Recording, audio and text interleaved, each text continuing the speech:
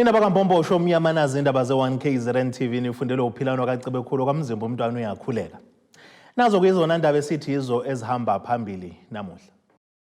Uvelile Osolwa ngokubulala abali 10 eMgungundlovu. Babhikishele isiteshi Esamaphoyisa EZINQOLENI kanti lihlehlile lokubulawa kukaMagaqa. Sanemukelene nebesilo kwindaba zethu ze1KZNTV.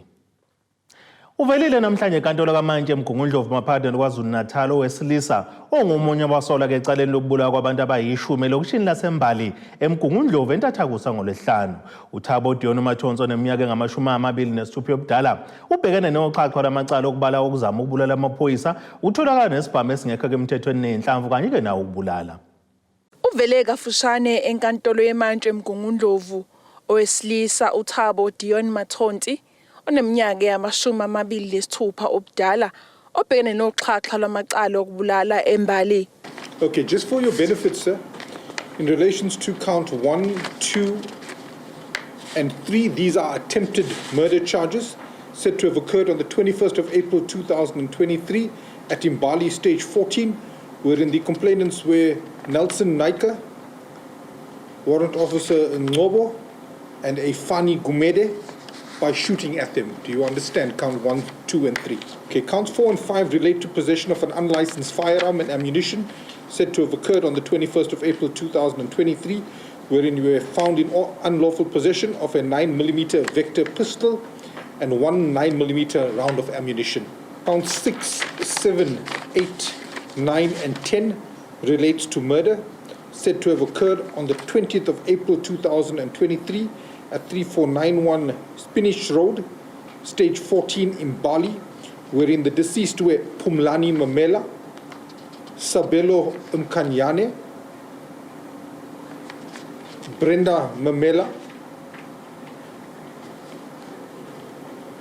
Fikile Shlabisa, and Apelele Memela.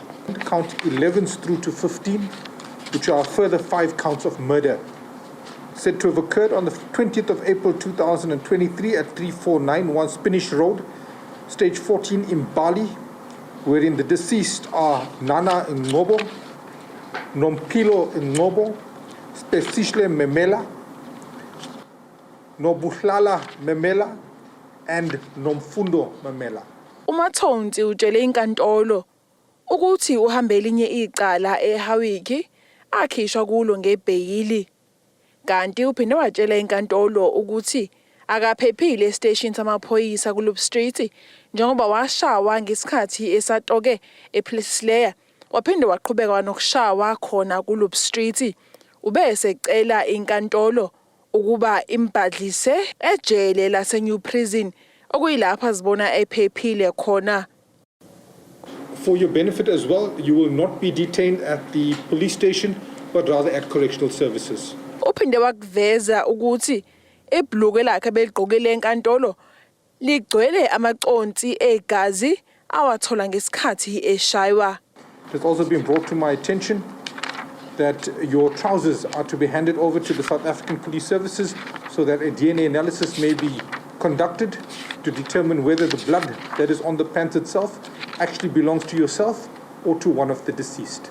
Kanti uMathonsi ungomunye wabasolwa ababanjwa ngesikhathi amaphoyisa egasela komunye umuzi eMbali lapha athola khona umkhondo ukuthi abasolwa bayazihlanza. Ungqongqoshe amaphoyisa kuzwelonke obheka icele wamemezela ukuthi abasolwa babanjiwe oyedwa wadubuleka washona kwathi omunye wadubuleka wangeniswa esibhedlela omunye wabaleka kanti lo owadubuleka wangena esibhedlela sole ngomthombo wokuthi wabe esededelwa ngokuhamba kwesikhathi ngenxa yokuthi babungekho ubufakazi obabumatanisa necala. Kanti okhulumela abashushisi KwaZulu-Natal uPhawulile. The man appeared today in the Pietermaritzburg Magistrates Court. He faces 10 counts of murder, 3 counts of attempted murder, as well as unlawful possession of a firearm and ammunition. The matter was remanded to the 5th of May 2023 for bail investigations. Esewonke amacala abhekene noMathonsi ayi15 kanti kulindeleke ukuba abuye ngeviki elizayo mhla zi5 kuNhlaba. The matter is therefore being remanded 5th of May 2023 for bail investigations in custody. Once the investigations itself have been attended to, your matter will thereafter be set down for a bail application. Izindabeni ze1KZNTV ku-Ayanda Dube ngisenkantolo yemantshi eMgungundlovu. Umphakathi waseyinqoleni ogwini oseningizimu nesifundazwe KwaZulu-Natal ufuna sivalwe kwesiteshi samaphoyisa sakhona-ke ey'nqoleni. Lokhu bakuveze ngesikhathi-ke bebhikisha ngaphandle enkantolo yaseyinqoleni ngesikhathi-ke kuzola lesi sicelo sebheyili salo Osolwa ngokubulala isiqindamathe sakhe uphindile Ntobela owathola kwephoswa endlini yangasese umgodi. uRaymond Ntobela oyilunga lomndeni kamufi ukhala ngokwenzelwa phansi ngamaphoyisa akhona ey'nqoleni. Umphakathi wasezinqoleni obuthukuthele ubhikishe ngaphandle enkantolo yasezinqoleni uphikisana nokuthi umsolo wabulala isiqindamathe sakhe uphindile Ntobela athola ibheyili. Lo mphakathi ufuna isiteshi samaphoyisa sasezinqoleni sivalwe. Basola amaphoyisa ukuthi ukuba asukumela phezulu udaba lokulahleka kukamufi ngaba bekho la. uRaymond Ntobela uchaza ngobunzima ababhekene nabo bewumndeni. Okwenzelwa amaphoyisa asezingolweni phansi sumndeni wakwaNtobela. Umndeni wakwaNtobela uhlukumezeke kakhulu lesigaba esikusona namhlanje ukuba amaphoyisa asezingolweni akwazi ukwenza umsebenzi wawo ngendlela eright. Ngaba sikho la namhlanje. Kodwa ngenxa yamaphoyisa asezingolweni abangani nezigebengu aphikele izigebengu. Angilazi iphoyisa mina liphikele isigebengu. Angaze ngilizwe. Kodwa njengamanje sicela isiteshi sasezingolweni sivalwe kubuya amaphoyisa azosebenza. Hayi akekho umuntu njalo ozothi mekwenzekile into ekuthiwa ubufakazi abukho. uRaymond uphinde waveza ukuthi amaphoyisa asezinqoleni asabisa umndeni wakhe. Basabisa ngisho umndeni wami. Thembo kwakhe namhlanje sithi akangayitholi ibheyili. Ngoba uma eke wayithola ibheyili kusho ukuthi lizobhubha. Ahlukumeza kakhulu wamthatha phambi kweingane zakhe ezu2 zabafana. Lezo ingane zokhohlwa nini? Indleko engene kuzona zingaphezulu kwamandla ngehla ngenyuka ngifuna umuntu ohlele emzini womuntu bemfake etoilet. Ilunga lomphakathi lithi sekwanele ukubulawa kwabantu besifazane nezingane. Kubhlungu kakhulu sabantu besifazane namaphoyisa sibona ngathi akanakanga ngendlela ekwenzeka ngayo. Sikhathazeke kakhulu sabantu besifazane. Kubulawa izingane, kubulawa thini. Siphatheke kabuhlungu kakhulu somphakathi wakashoba nomdlazi. PR Councillor kule wadi uthi bazozisukumela lezi zigameko zokubulawa kwabantu besifazane nezingane kule ndawo. Le ndaba ye-GBV indaba edinga siyisukumele phezulu la engolweni. Ngiyathemba ukuthi njengabaholi abakhona endaweni okuyibaholi be-EFF namanye ama-political parties namakhosi nezinduna zakomkhulu sizoyisukumela lento. Icala libe selihlehlelwa umhlazi 18 kwezokwethwasa. Ezindabeni ze1KZNTV kubika uZamando Sicele ngisezinqoleni. Lihlahlile icala lokubulawa kwesishoshovu sikaKhongolose uSindiso Magaqo bekulindele ukuba ke liqala ukuqulwa namhlanje enkantolo ephakeme eMgungundlovu. Leli icala selidonse isikhathi eside lingaqulwa kulandela ingqinamba ehaqa kabasolwa. Namhlanje ke inkantolo izokuthi omunye abasolwa abangaphandle ngebheyili ubeyovela kwenye ke inkantolo kwamaphumulo ngelinye icala asanda nakulenza. Kanti ngaphambilini lake lahlehla ngesikhathi inkantolo ilindele ukuthi iqale yatshela ukuthi ukhona umsolo kumele ayohlola ke isimo somqondo wakhe okwabuya imphumela yaveza ukuthi usebenzisa kakhulu idakamuzwa kumthunzi weyinkukhu insangu phela kanye nophuzo oludakayo. Liphinde lahlehla icala lokubulawa kwesishoshovu se-ANC njengoba bekulindele ukuba liqale namhlanje nokuqulwa leli cala khona la enkantolo ephakeme eMgungundlovu. This matter is rolled over to the 25th of April 2023. Accused number 1 and 2 I understand are on bail. Their bail is extended to the 25th of April 2023, which is tomorrow. They are to appear in this court tomorrow. Accused number 4 to remain in custody. Umndeni ke kaMagaqa ukuvezile ukuthi ke nawo bewulindele ukuthi ke kuqale ke ukuthi kuqulwe leli cala namhlanje. Namhlanje besilindele ukuthi icase iqulwe njengoko kuyayihlehlisiwe ngomhla ka-18 July 2022. Yamisela umhla ka-24 April 2023. Kodwa ke ayiqhubekanga ke case namhlanje okusikhathalisile nje ukuthi sizwe kuba omnye ummangali number 3 kulaba mangali lwaba4 akekho ecourt namhlanje kwamaphumulo lapho evele khona enkantolo ngelinye icala lenzile elingaphandle kwaleli la High Court.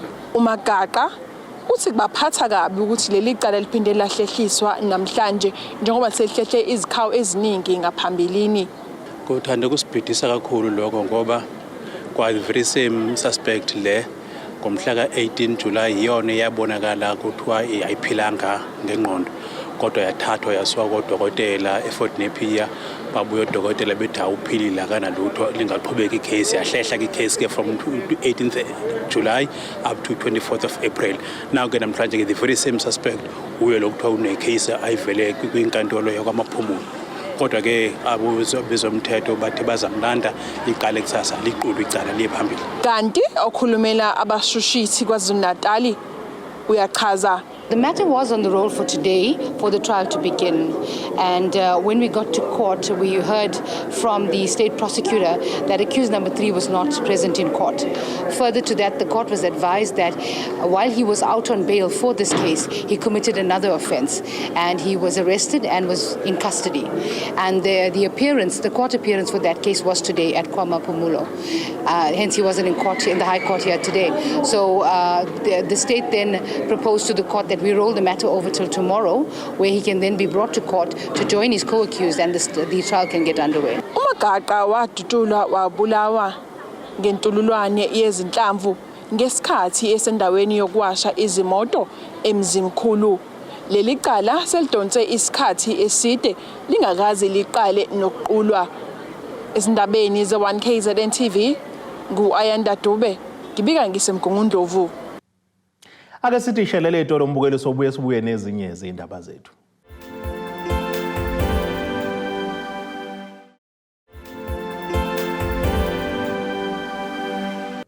Asibonge nina besilo siphinde futhi sinamukele kwindaba zethu ze1KZNTV nazo kwezona ndaba esithi yizo ehamba phambili namuhla. Uvelile Osolwa ngokubulala abali 10 eMgungundlovu. Babhikishele isiteshi esamaphoyisa EZINQOLENI kanti lihlehlele lokubulawa kukaMagaqa. Ngqongqoshe omnyango wezokuthuthukiswa komphakathi esifundazweni kwaZulu-Natal uNonhlanhla Khoza uthi nokuba kuthatha isikhathi eside ukulekelela labo abakhahlanyezwa yizikhukhula kepha ke babhekene nenkinga yokuncishiswa kwesabelo mali eminyangweni ohulumeni wakuleli nokwenza kube nzima ukwenza izidingo ngendlela. Umkhathini usho kanjena ngesikhathi ke kuqhubeka uhlelo lokulekelela izisulu zezikhukhula eClermont eThekwini kwaZulu-Natal nakuba sekuphela unyaka wonke lezi izisulu zahlaselwa izikhukhula.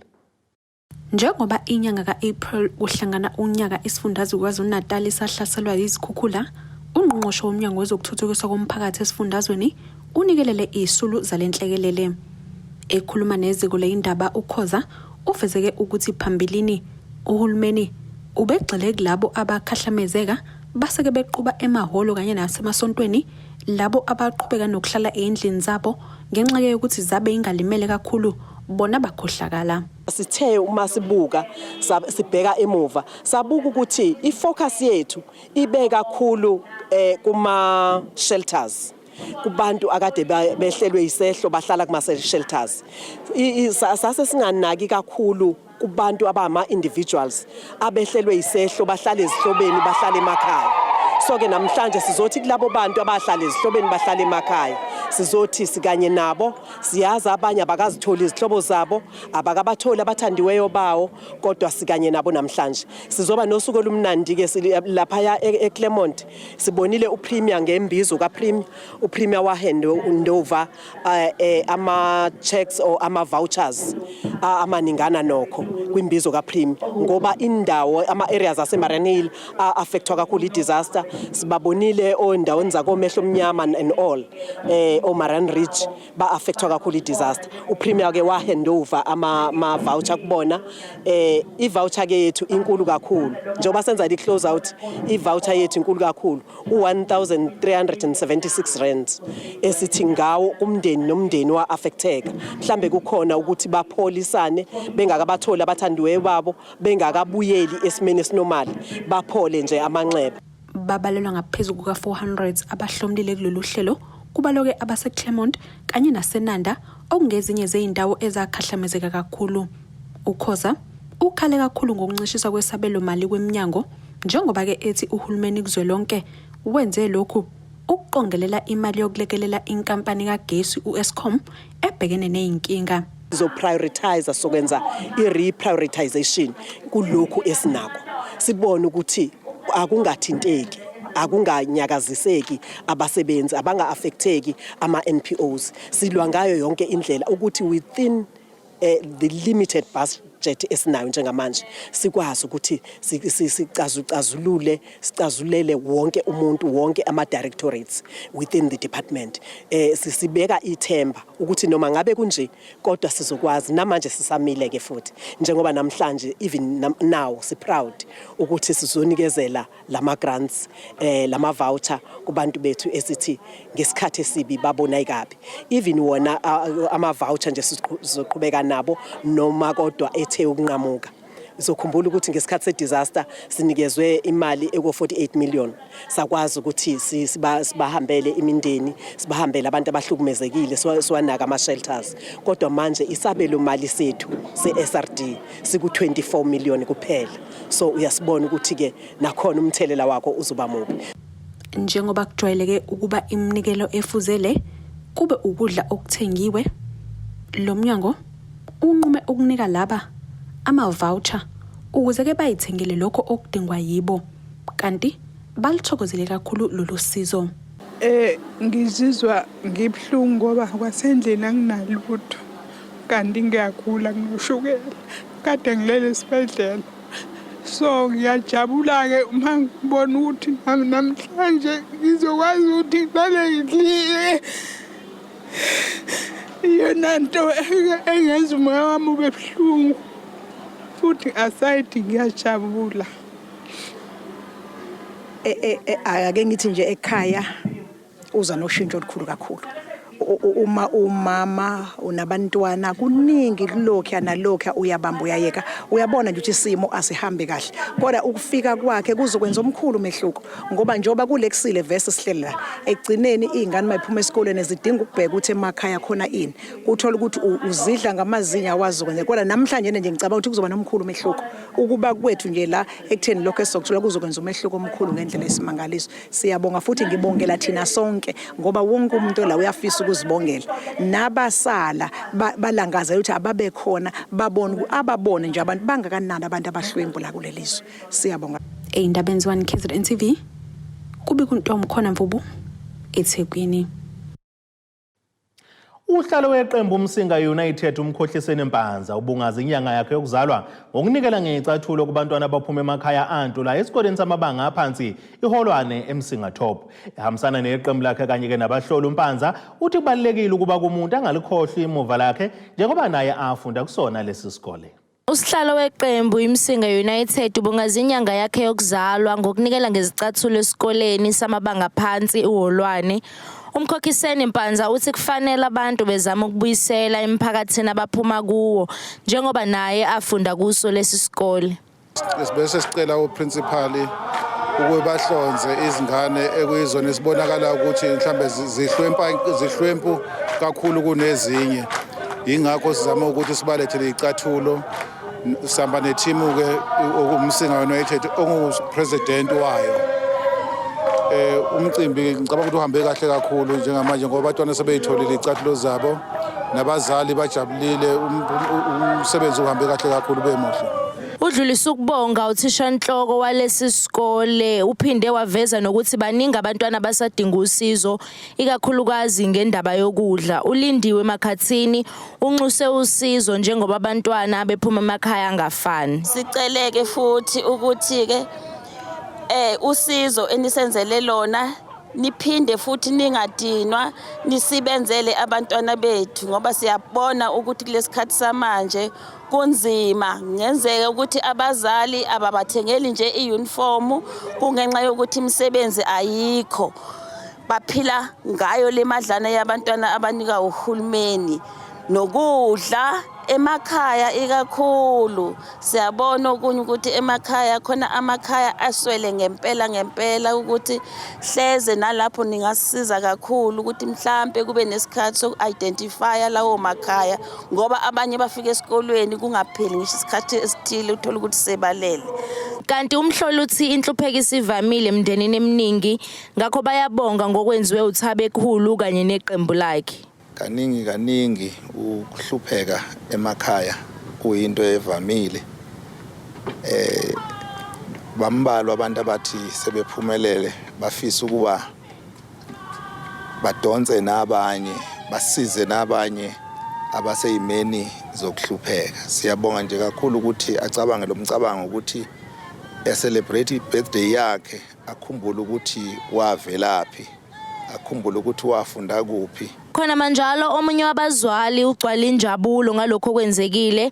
Uphindile Ngubane uthi lokhu okwenzekile kwenzeke nakwabanye. Ngibonga kakhulu.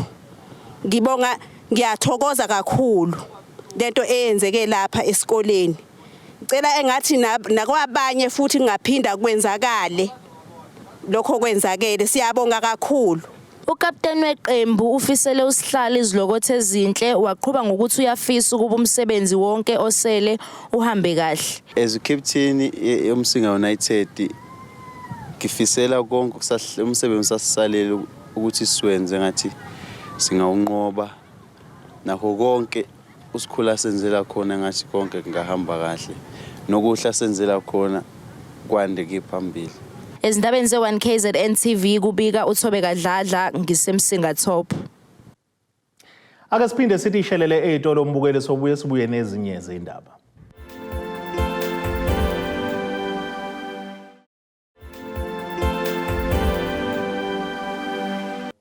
Asibonge siphinde sinamukele nisabukele zona izindaba ze1KZNTV nazi ihlokwana zethu esithi yizo okuyizona ehamba phambili. Uvelile Osolwa ngokubulala abali-10 eMgungundlovu. Babhikishele isiteshi Esamaphoyisa EZINQOLENI kanti lihlehlele lokubulawa kukaMagaqa. Ake sibheke engosini yezomnotho.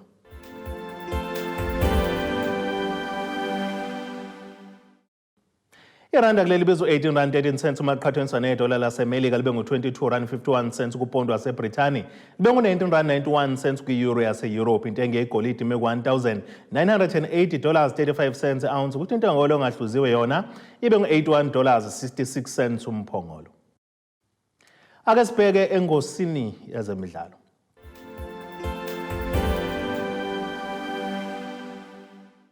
Umqeqeshi weqembu labafana besitayile eMamelodi Sundowns uRulani Mkwena akafuni nakizwe ukuthi sebefana ke neqembu eseledlulele kowandululo lomanqamo omqhudelwano eCAF Champions League ezakhe nkathi ke zibhaqabula iqembu lase-Algeria iCR Belouizdad ngamagoli ka-4 kolodwa ngomgqibelo enkundleni Nelson Mandela Stadium ekhona eAlgeria. Kulo mdlalo omlenze oqala kumgadlo Sundowns uPeter Shalulile ushaya amabili kwathi kuNeo Maema noCassius Mayilula bashaya wabo nabo okubabeka ethubeni elihle lokudlulela koyandululo lemanqamo kulo mdlalo womlenze oqala. Ngomgqibelo kuleli Downs izobe ke siyamukela iBelouizdad emlenzeni wesibili wokuhlungela ukuya kowandulela wamanqamo. Ake sibheke nasi isimo sezulu esingalindeleka.